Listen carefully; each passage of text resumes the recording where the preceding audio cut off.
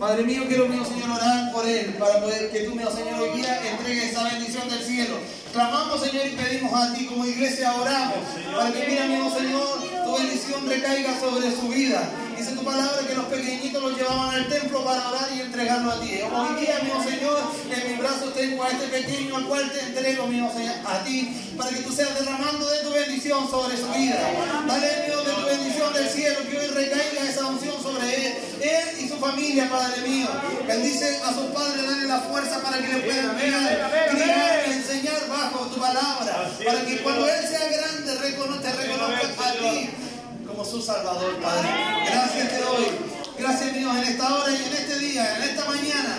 Que Dios, Señor, tú le bendigas grandemente, le fortalezca en el Señor. Que Dios le dé la fuerza a sus padres para que le puedan dar todo lo que esté a su alcance. Mira, Dios, para que tus bendiciones recaigan. Y hoy, mi Dios, recibe nuestra solicitud, recibe nuestra petición. Y recaiga sobre esta bendición del cielo. Recaiga, Dios, tu gloria sobre este pequeñito y que de este lugar él y familia se vayan bendecidos, Padre Santo. Gracias en el nombre de nuestro Señor Jesucristo. Amén y amén, mi Dios, para siempre. Damos las glorias al Señor. Gloria a Dios. Gloria a ti, Dios, para siempre. Damos un fuerte aplauso al Señor porque bendición